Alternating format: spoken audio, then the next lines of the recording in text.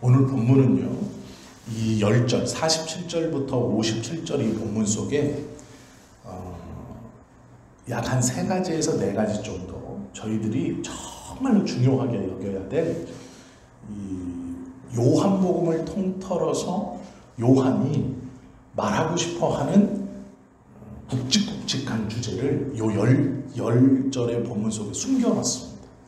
이 본문을 잘 요한의 의도대로, 정확히 말하면 하나님께서 말씀하시고자 하는 의도대로 이걸 잘 해석하면 이 10절의 본문에서 요한복음 전체의 주제를 다 알 수 있습니다. 그래서 이 47절부터 57절까지는 굉장히 중요한 그런 본문입니다. 우리가 쉽게 그냥 쭉 읽고 12장부터 등장하는 이제 예수님께서 잡히시기 전에 일어나는 사건이 정말 중요한 사건 아니냐 이렇게 볼 수 있지만, 이 11장 47절부터 57절까지가 이제 6장, 요한복음 6장에서부터 예수님께서 역사의 전면에 내가 하나님의 아들이다 하고 공식적으로 밝히시면서 시작되었던 그 메시아, 하나님의 아들이시고 이 땅에 오시는 그 메시아다라는 것이 요한복음 6장에서부터 출발되어서 급하게 막 진행되었던 그 마지막이 여기 11장 47절부터 57절에 탁 숨어 있는 겁니다. 그리고 12장부터는 이제 십자가를 향해서 한 걸음씩 나가시는, 구체적으로 이제 십자가와 연관된 이 12장은 다음 주에 나누겠지만 12장은 이 십자가와 연관된 사건, 직접적인 사건이고요. 이제 11장까지가 십자가의 사건 전에 오늘 47절부터 왜 이렇게 성경은, 특별히 요한은 이 47절부터 57절까지를 예수님의 말씀 한 말씀 없이 쭉 기록해 놓았는데, 이 기록한 것에 요한의 의도가 다 숨어 있습니다. 요한복음의 핵심이 요 47절부터 57절 사이에 다 들어있습니다. 아마 이 시간에 우리가 함께 말씀을 나누고 나서 47절부터 57절을 읽게 되신다면 그 의도가 정확히 이해가 되실 것 같습니다. 예수님은 11장에서 나사로를 살리셨고, 이 나사로를 살리셨다는 것이 온 유대인들 사이에 소문이 났습니다. 그리고 나서 이 유대인들이 두 패로 나누어집니다.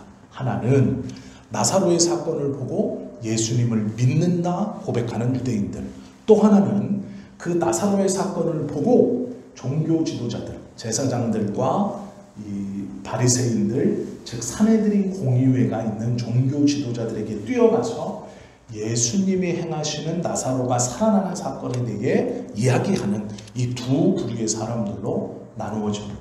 그리고 나서 자신들, 종교 지도자들의 입장에서 지금 많은 사람들이 뛰어와서 예수님이 죽은 나사로를 살린 사건을 이야기하고 있습니다. 그리고 이 사건으로 인해서 이들이 정식으로 산헤드린 공의회를 소집했습니다.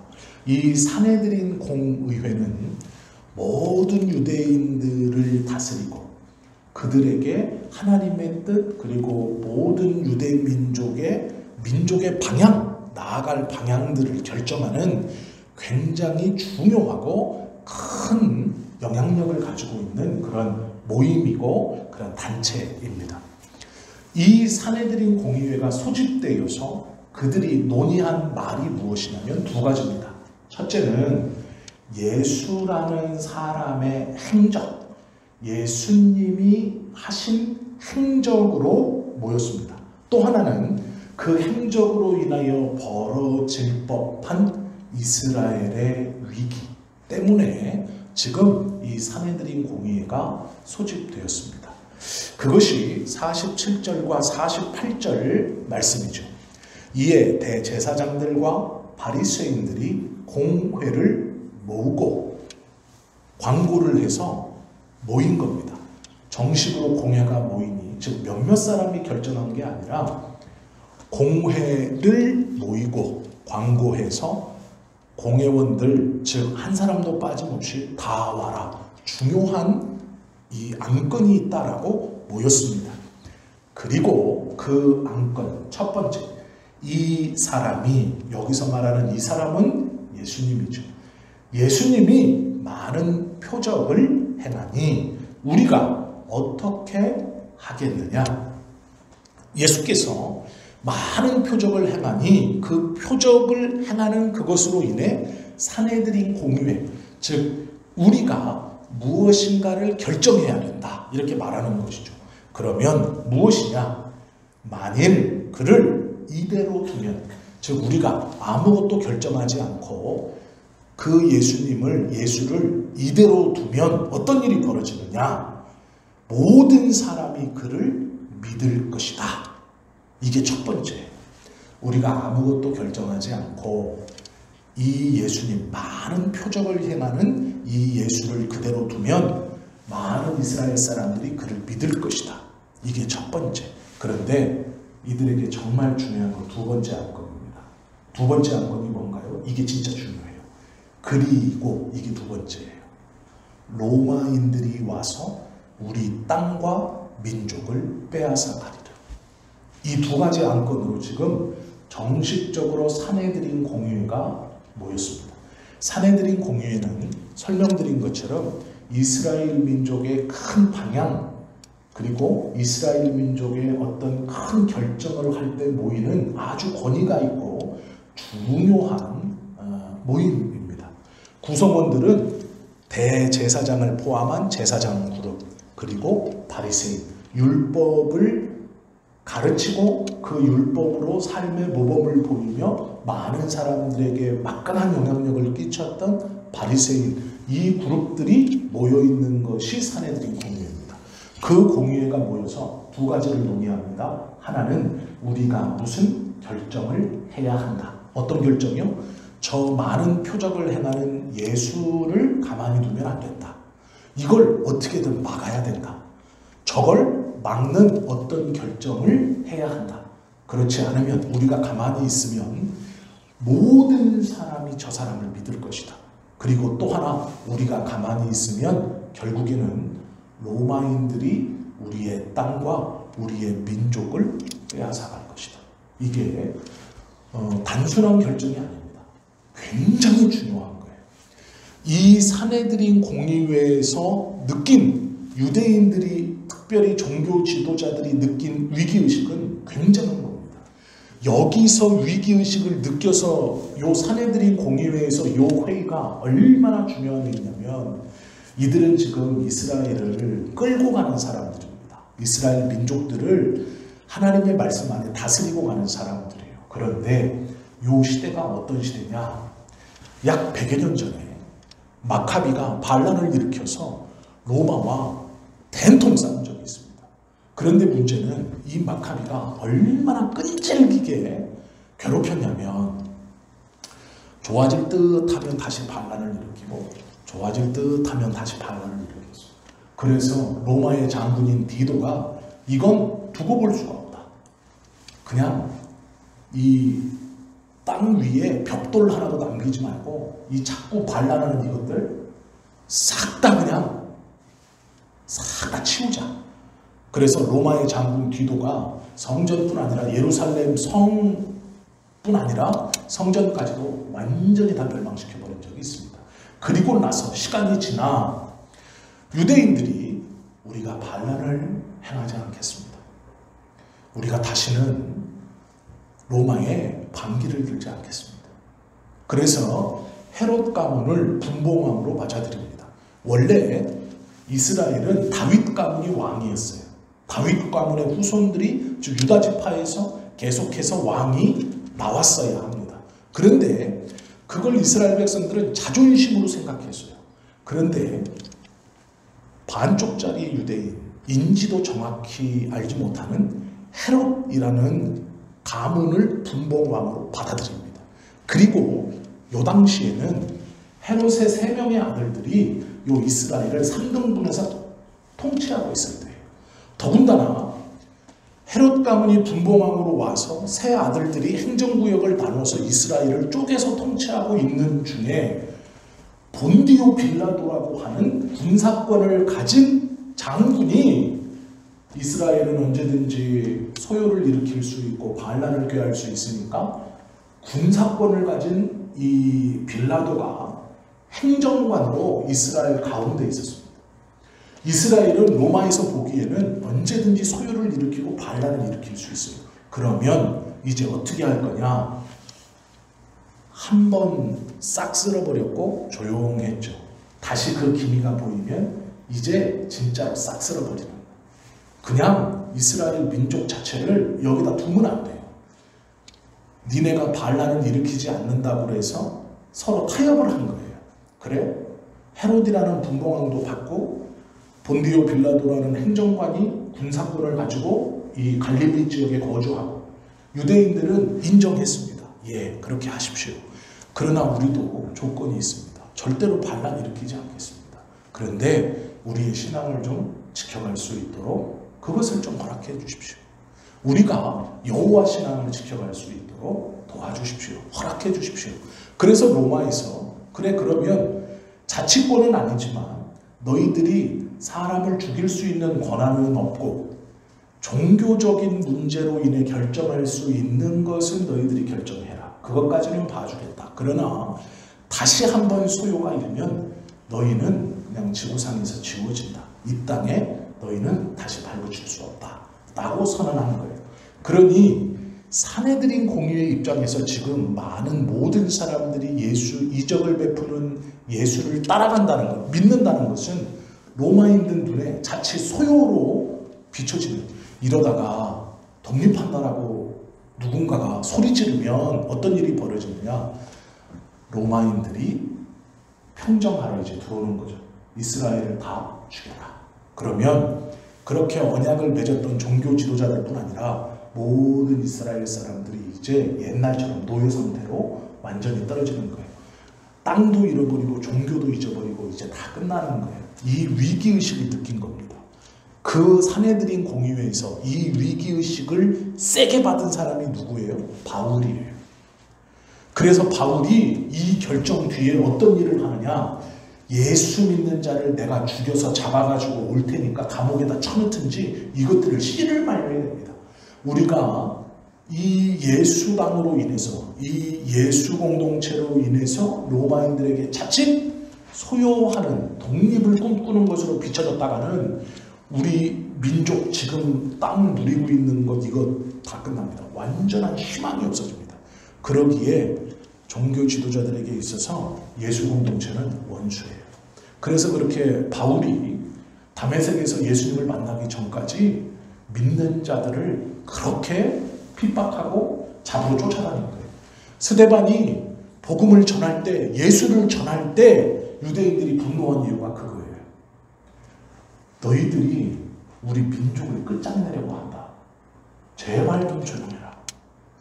이렇게 요 사내들인 공의회가 모인 것이 유대인들의 입장에서는 굉장히 중요한 겁니다.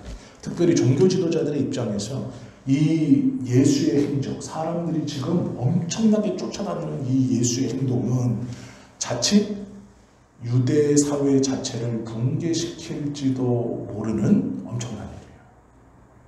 그래서 이 두 가지 안건으로 이들이 모이게 됩니다. 그리고 나서 원래 상식적이라면 이들이 지금으로 말하면 신학자들이죠. 제사장과 바리새인들이면 하나님의 율법을 연구해서 그것들을 가지고 하나님 앞에 나아가고 백성들을 가르치는 신학자들이죠.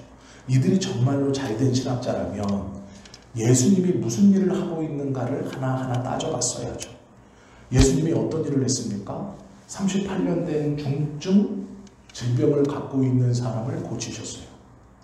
나면서부터 한 번도 보지 못했던 사람을 보게 하셨어요. 죽어 살이 썩는 냄새가 나는 사람을 살리셨어요.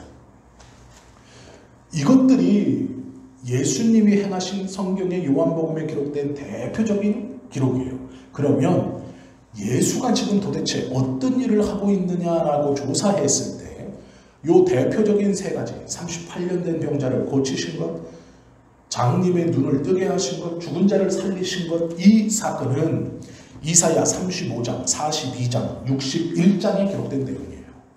하나님이 보내신 구세주가 이 땅에 오시면 벌어지는 일이 뭐냐?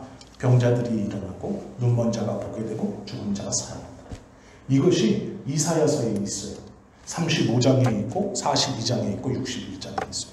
그러면 이들이 진짜 종교 지도자들이라면 예수가 행하는 그 표적이 무엇인가를 보고 성경 이사야에서 있는 그 사건, 그 예언과 맞다, 일치한다 라고 해서 오히려 백성들에게 이 예수가 그렇게 선지자들이 예언했고 우리가 그렇게 기도하며 기다렸던 그다 라고 백성들에게 공포했어야죠. 알려줬어야죠. 오히려 이 예수의 행적이 성경과 어떻게 부합되고 어떻게 합치되는지를 가르쳤어야죠. 그런데 이들은 그렇게 생각하지 않아요. 빨리 죽여야 한다라고 생각하는 것이죠. 이들의 반응은 정치적이에요.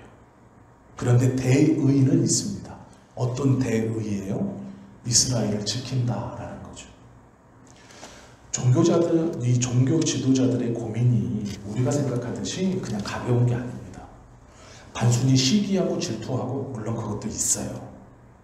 자신들이 기득권을 예수가 뺏어간다? 그것도 있어요. 그런데 단순히 그것만이 아니에요. 이스라엘 민족이라는 것 자체가 로마에 의해서 멸망할지도 모르는 사건이에요. 이 사건이. 만약에 예수님의 제자 중에 열심당원이 둘이나 있거든요. 겉으로 드러난 열심당원, 베드로와 가룟 유다예요. 이 열심당원들은 로마에 빌붙어 있는 이 매국노들이라고 말하는 그들이나 로마의 고위층을 암살하는 것이 이들의 이 과격한 해방론자들입니다. 그래서 로마에서는 이 열심당원들을 굉장히 색출하려고 노력했어요. 그런데 성경은 몸에 원래 유대인들은 무기를 착용하고 다니면 안 됩니다. 그게 불법이에요. 로마에서 못하게 했어요. 그런데 단도를 열심당원들은 가지고 다녔어요. 몸속에. 몰래. 베드로가 예수님을 잡으러 왔을 때 그 몸에서 칼을 꺼내 말고의 귀를 자르죠. 제사장의 종의 귀를 잘라버리죠. 그 단도를 들고 있다는 게 열심당원이라는 표시예요. 열심당원이 2명이 있었는데 대표적인 베드로, 수제자라는 베드로와 가룟 유다의 동계를 맡은 사람. 그러면 이미 아는 사람은 알아요. 저 예수 공동체의 수제자라고 말하고 하는 영향력이 있는 저 베드로, 열심당원이야. 동계를 맡은 아주 12명의 제자 중에 동계를 맡고 있는 중요한 사람 가룟 유다, 열심당원이야. 그러면 저 예수 공동체가 꾸미고 있는 게 뭐예요? 반란이죠. 외부에서 보기에는 그래요. 그리고 베드로는요, 그 뉘앙스를 한 번씩 얘기합니다. 한 번씩 얘기해요. 그런데 예수님이 그때마다 네가 생각하는 나라와 내가 생각하는 하나님의 나라는 다르다고 선언하세요. 그리고 그 베드로의 그 말을 물러요. 그것이 아니다라고 계속 가르쳐 주십니다. 사내들인 공의회의 종교 지도자들의 입장에서 이 예수 공동체는 이스라엘을 멸망시켜버릴지도 모르는, 이스라엘 민족에게 정말로 큰 재앙을 가져다주는 그런 모임이에요. 그렇기 때문에 그들은 결정했습니다. 결정하다라는 것이 나중에 저희가 요 본문에 나오는데요. 이렇게 회의할 때 이제 이 회의의 결론 2가지 안건. 첫째, 우리가 무엇이든지 결정해서 저 예수를 어떻게 해야 된다. 그래야 2번째 안건, 로마가 우리에게서 우리의 땅과 민족을 뺏어가지 못한다 라는 이 2가지 안건을 결정해야 돼요. 빨리. 그런데 이들도 모르는 게 아닙니다. 종교 지도자들이기 때문에 지금 예수님이 행하는 것이 성경에 이 땅에 오시는 구세주가 행하실 일이라는 것과 일치한다는 것을 알아요. 그래서 망설이고 있는 거예요. 그런데 그때 누가 등장하느냐? 대제사장 가야바가 등장합니다. 이 대제사장 가야바라는 사람은 예수님이 태어나고 주후 18년에 대제사장이 됩니다. 그러니까 성경의 기록대로라면 예수님이 18살에 대제사장에 임명이 돼요. 그리고 나서 예수님이 주후 33년 33살에 십자가에 지시죠. 지금 이제 12장 요해입니다. 요해 11장 12장이 시작되는 요해에 이 가야바라는 사람이 대제사장이면서 사내들인 공의회의 대표였어요. 그러니까 영향력이 막강한 사람입니다. 이 사람이 사내들인 공의회의 수장이에요. 그런데 이 수장 가야바가 딱 나왔어요. 이 사람은 벌써 요때 요 33년 요때 주후 33년 요때에 훨씬 전 18년에 주후 18년에 대제사장이 돼서 36년까지 대제사장을 해요. 예수님이 돌아가시고 나서 3년을 더 해요. 그리고 죽거든요.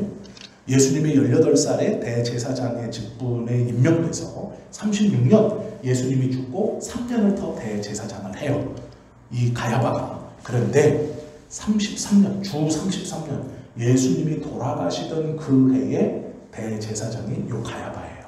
사내들인 공의회의 의장이에요. 그러니까 이스라엘에서 제일 높은 사람이에요. 그 사람이 나와서 뭐라 그러느냐? 49절, 59절 이 회의에 결정을 해줘요. 뭐라고 선언하느냐? 이 사람이 만일 그를 이대로 두면, 예수님을 그대로 두면 모든 사람, 이 49절 이제 보세요.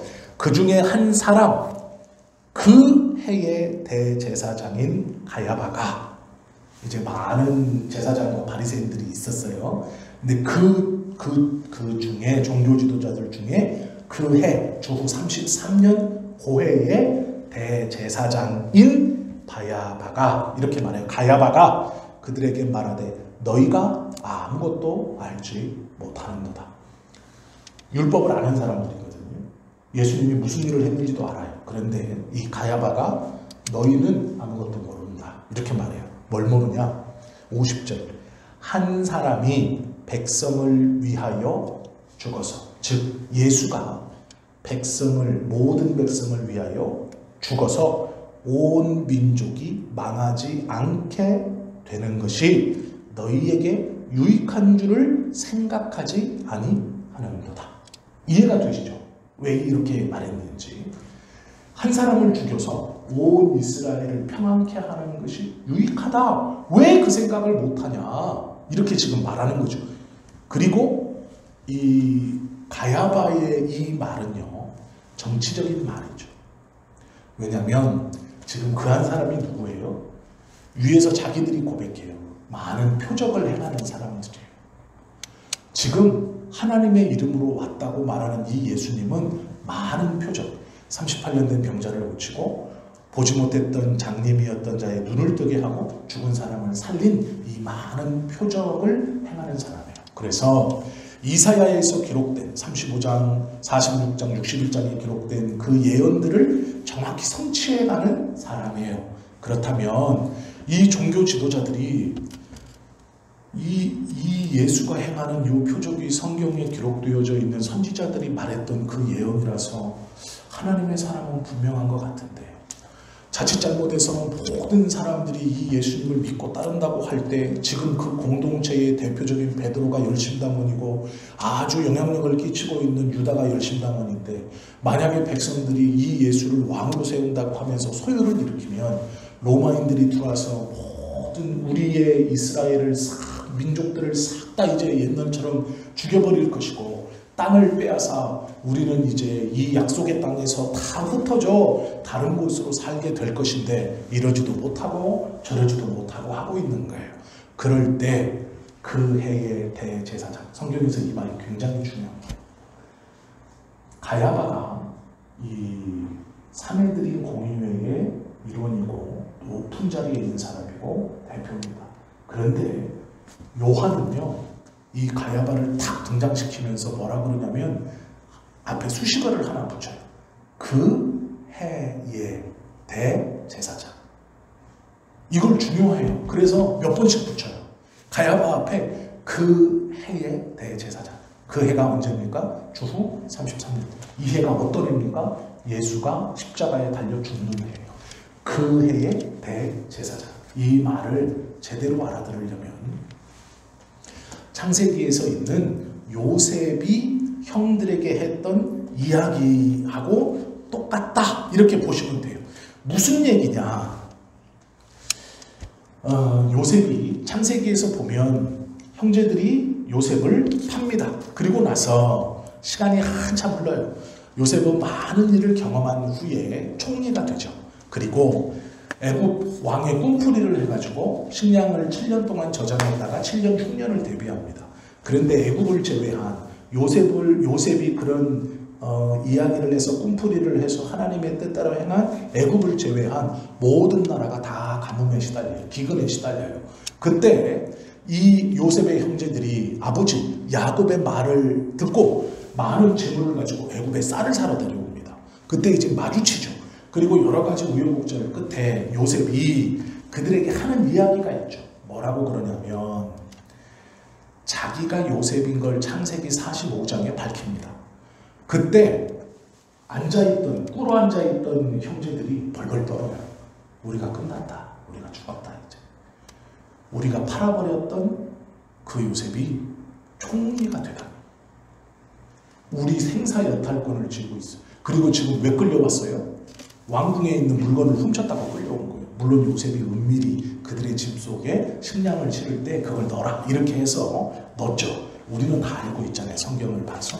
그런데 이 형제들이 쭈르륵 무릎을 꿇고 요셉이 내가 요셉입니다 했을 때 그들이 죽었다고 생각했어요. 이제 우리 끝났다. 왜요? 우리가 팔았잖아요. 우리가 저거 얄미워서 팔았잖아요. 그런데 요셉이 놀라운 말을 하죠. 어떻게 말합니까? 하나님이 나로 미리 보내사 이렇게 해요. 형제들은요 요셉이 미워서 팔았어요.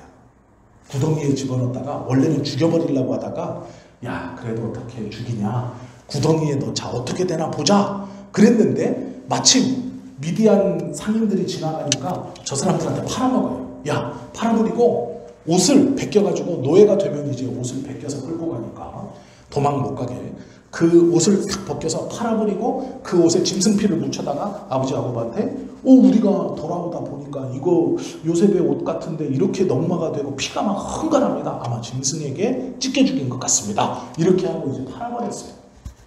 그런데 그 요셉이 총리가 되고 그들 앞에 내가 요셉입니다 라고 밝혔을 때 요셉이 뭐라 그러냐 여호와께서 나를 미리 보내사 이렇게 말해요. 그들이 죽었다고 생각했지만 요셉은 하나님의 섭리였다라고 말해요. 오늘 이 본문이 똑같습니다. 가야바는 정치적인 계산을 했어요. 정치적으로 말한 거예요. 한 사람을 죽이자. 그 예수를 죽이자. 그리고 온 이스라엘이 평안한 것이 유익하다. 이건 순전히 정치적인 겁니다. 그들이 율법을 몰라서가 아니에요. 말씀을 몰라서가 아니에요. 정치적인 계산이에요. 그런데 요한은요. 그걸 다르게 받아요. 어떻게 받느냐? 51절 보세요. 놀라운 고백을 합니다. 이 말은 스스로 함이 아니요. 가야바가 한 사람을 죽여서 온 이스라엘을 평안하게 하자. 그것이 유익이다. 너희가 왜 그걸 모르느냐? 이건 이기심에서 정치적 결정이에요. 그런데 요한은 그렇게 말하잖아요. 이 말은 스스로 함이 아니요. 가야바가 하는 말이 아니다. 그 해에 또 나오죠. 그 해의 대제사장이므로 예수께서 그 민족을 위하시고 또 그 민족만 위할 뿐 아니라 흩어진 하나님의 자녀를 모아 하나가 되게 하기 위하여 죽으실 것을 미리 말합니다. 가야바는 자기의 욕심에 따라 정치적인 계산을 내서 예수를 죽이자. 하나 죽여서 온 민족이 평안한 것이 유익이다. 이렇게 말했어요. 하나님의 뜻이 없었습니다. 그런데 요한은 그렇게 한 거예요. 요한은 그 말을 저 말을 한 것은 그가 스스로 말함이 아니다. 저가 그 해의 대제사장. 잘 여기서 이제 중요해요. 하나님 앞에 이스라엘 백성들은 1년에 한 번씩 6월절에 대속죄를 거칩니다. 이게 뭐냐면요. 송아지를 잡아서 이스라엘의 온 죄를 그 송아지에게 전가시키고 대제사장이 칼을 가지고 그 송아지의 각을 떠서 번제단 앞에 내 귀퉁이의 뿔에 피를 바르고 그 송아지 가죽부터 뼈, 피까지 싹 다 번제단에 태우는 거예요. 그리고 나서 지성소 안에 들어가서 여기에 끈을 묶고 방울을 달고 에봇을 입고 지성소 안에 들어가서 뭐라 그러냐면 우리 이스라엘 백성들의 모든 죄를 용서해 주십시오. 누가 해요? 대제사장이 하는 거예요. 이게 대속죄입니다.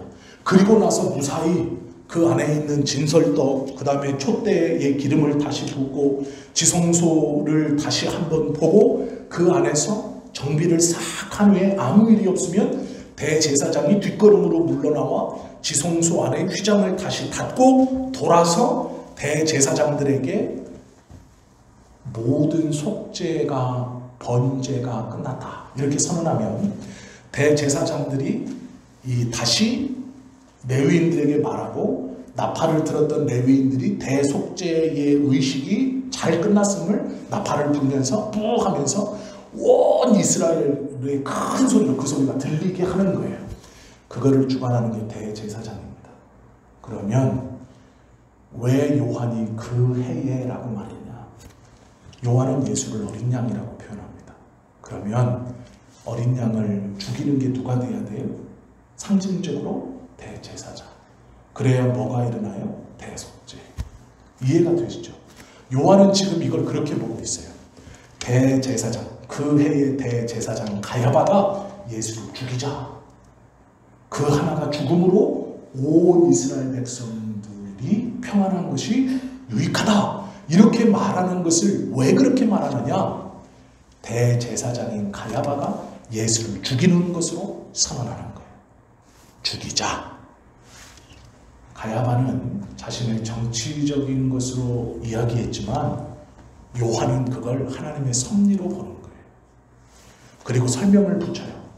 그 하나의 죽음은 이스라엘뿐 아니라 온 흩어진 모든 하나님의 백성을 위함이라.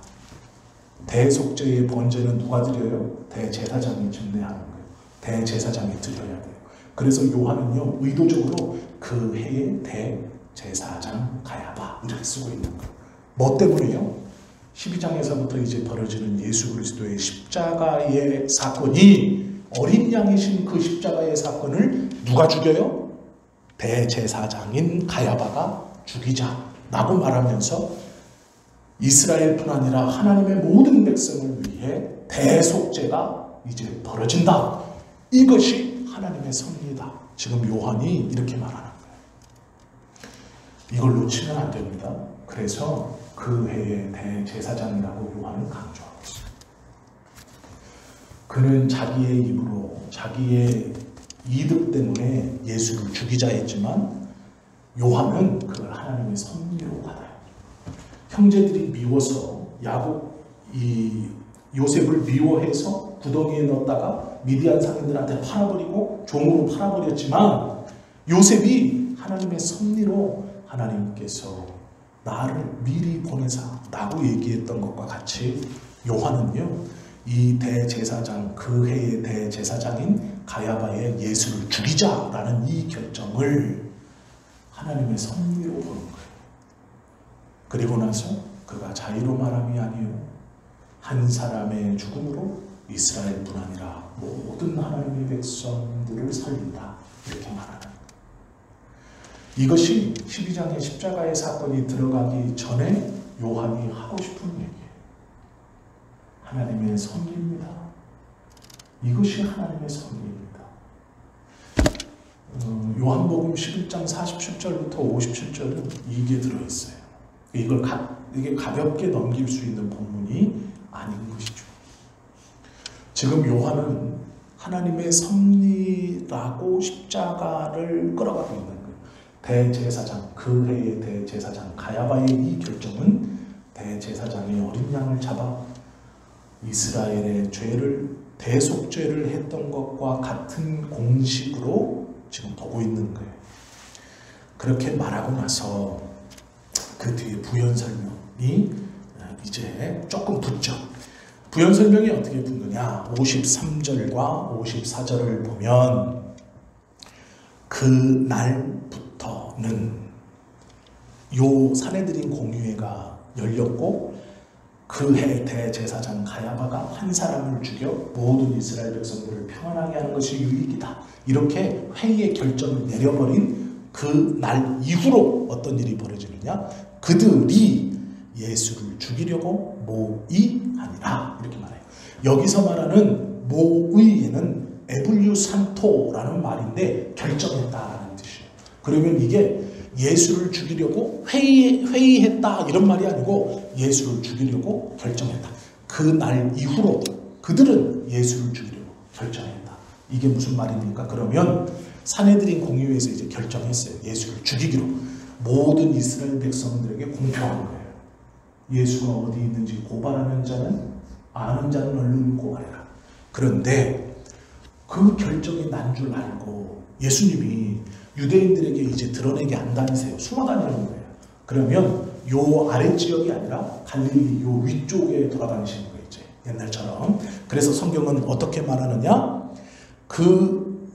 그러므로 예수께서 다시 유대인 가운데 드러나게 다니지 아니하시고 거기를 떠나 빈들 가까운 사람이 별로 없는 곳인 에브라임이라는 동네에 가서 제자들과 함께 거기 머무시니라. 사람들이 별로 오지 않는 에브라임 동네, 빈들 광야 가까운 곳에 가서 거기서 있는 거예요. 그러니까 유대인들이 예수를 잡으려고 쫓아다니는데 찾아다니는데 없어요. 그러니까 예수님은 빈들 가까운 에브라임이라는 동네 조용히 있어요. 그러다가 이제 어느 때가 왔느냐? 6월절이 가까이 왔어요. 6월절이 가까이 오면 경건한 유대인들은 6월절 전에 예루살렘에 와서 자신의 몸을 정갈히 하고 6월절을 준비해요. 그때 6월절이 가까이 왔으니까 예수가 왔겠지 라고 생각하고 성전에 와서 돌아다니면서 예수를 찾습니다. 그런데 없어요. 그러니까 지들끼리 얘기하는 거예요. 야, 명절이 가까이 왔는데 예수도 오겠지 이제? 이렇게 말하는 거죠. 이해가 되시죠? 그게 이제 이 본문이에요. 55절 유대인들의 6월절이 가까움에 많은 사람이 자기를 성결하게 하기 위하여 6월절 전에 시골에서 예루살렘으로 올라갔더니 그들이 예수를 찾으며 성전에 서서 서로 말하되 6월절이 가까이 오니까 예수가 왔겠지 하고 성전에 와서 예수를 찾았어요. 근데 없네. 그랬더니 이렇게 말해요. 너희 생각에는 어떠하냐? 그가 명절에 오지 아니하겠느냐? 곧 나타날 거다. 이제 6월절이 가까이 왔으니까 그 예수가 성전에 이제 나타날 거다. 그럼 잡겠다는 얘기죠. 이는 대제사장들과 바리새인들이 누구든지 예수 있는 곳을 알거든 신고하여 잡게 하라 명령하였음이라. 이제 잡히시는 날이 가까이 온다 라는 거예요. 12장부터는 이제 십자가 직전에 벌어지는 사건이에요. 그러면 11장까지는 뭐냐? 십자가에 잡히 죽으시는 그 일이 왜 이루어졌는가? 그리고 산헤드린 공의회 회의가 왜 일어났고 거기서 그 해 대제사장 가야바가 한 사람을 죽여 많은 이들을 평안케 하는 것이 유익이다 라고 왜 말을 했는가? 세상의 사람들은 자기의 이득이나 내 기득권이나 내 욕심이나 내 생각으로 결정하고 그것을 행동하지만 하나님은 그들의 그 욕심적인 결정, 욕심적인 어떠함도 사용하셔서 하나님의 역사를 이루어가는 거예요. 세상은요, 오늘 가야바가 보이는 것처럼 소모품으로 사람을 생각합니다. 내 일에 유익이었다가 쓰고 내 일에 좀 걸림이 버리는 거예요. 하나님의 백성은요, 그럴 수 없죠. 그렇기 때문에 세상에서는 하나님의 백성이 세상의 백성을 이기기가 힘들어요. 왜요? 세상 사람들은 사람을 소모품으로 생각해요. 예수 가만 놔둬. 아직 그렇게 영향력이 크지 않아. 영향력이 커지네? 걸림이 되네? 죽여버려. 그 사람 하나 죽여서 나머지 평안하면 돼. 고민도 안 해요. 율법을 알지만 율법하고 비교도 안 하고 율법의 뜻대로 하지도 않아요. 그냥 죽여. 이게 세상이에요. 믿는 자가 사람을 사랑하고 그 사람의 귀함을 알지만 세상은 사람을 쓰고 버리는 거예요. 그러기에 믿음의 사람들이 세상의 사람들을 이기기란 어려워요. 힘들어요. 적응하기도 쉽지 않아요. 그들의 그 본 마음처럼 우리도 그렇게 사람을 쓰고 버리면 그들과 똑같아지지만 그렇지 못하죠. 그것이 하나님의 마음이 아니죠.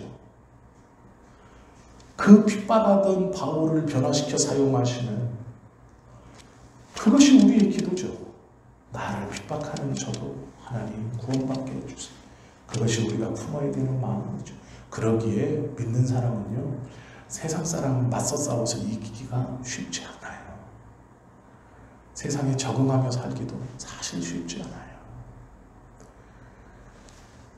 우리에게 필요한 것은 하나님의 섭리를 보는 거예요. 인정하는 거예요. 가야바의 이 말을 요한은요, 하나님의 섭리라고 말해요. 그는 스스로 말하는 것이 아닙니다.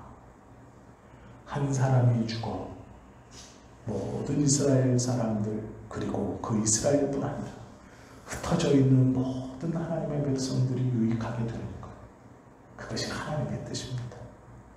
가야바의 말을 하나님의 섭리로 붙드는 거예요. 우리에게 필요한 것이 이것입니다. 우리의 삶에 우리의 눈에 긍정적인 어떤 것이나 부정적인 어떤 일이 벌어지죠. 그러면 우리에게 필요한 것이 뭡니까? 하나님의 섭리를 신뢰하는 거예요. 저 사람이 악으로 나에게 이렇게 행하고 내가 이런 손해와 아픔을 봤어요. 그러나 하나님은 그것도 사용하셔서 하나님의 뜻을 이루어 가시는 거예요.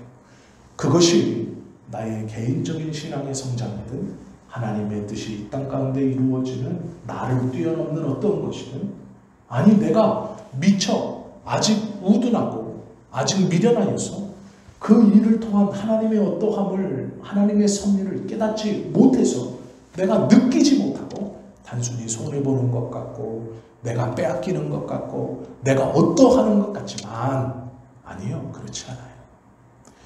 하나님의 섭리가 있다라는 것을 신뢰해요. 요한은 그 말을 하고 싶은 거예요. 하나님의 섭리입니다. 그래서 강조해요. 그 해의 대제사장 가야바. 사내들인 공의의 회의인데, 사내들인 공의의 회의는 종교 지도자들, 제사장들과 바리새인들이 모이는 거예요. 그런데 요한은 뜬금없이 이 발언을 하는 사람 가야바 앞에 사내들인 공의회의 의장 이렇게 붙이지도 않고 사내들인 공의회 대표 이렇게 붙이지도 않고 어떤 영향력 있는 가야바 이렇게 붙이지도 않고 그 해 대제사장이라고만 붙이는 것도 아니에요. 딱 찍어요. 그 해 주 33년 예수께서 돌아가시는 그 해. 왜요? 그리고 나서 예수님을 어린 양으로 쓰나요? 그 해 대제사장인 가야바가 한 사람을 죽여라, 어린 양인 예수를 죽여 하나님 앞에 속죄를 이룬다. 그래서 그 말을 하나님의 섭리로 받는다.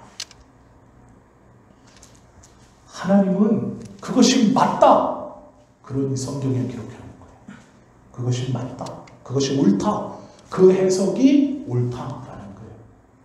요한의 그 믿음의 해석, 이것도 하나님의 섭리로 받는 너의 그 말 옳다, 그것이 내 뜻이다. 그러니 성경에 하나님의 말씀으로 요한복음 11장 47절부터 57절에 이 말씀을 그대로 기록해요. 우리가 이 말씀을 받았습니다. 이제 이 말씀을 깨달았어요. 그러면 47절부터 57절의 말씀이 이제 어떻게 읽혀져야 돼요?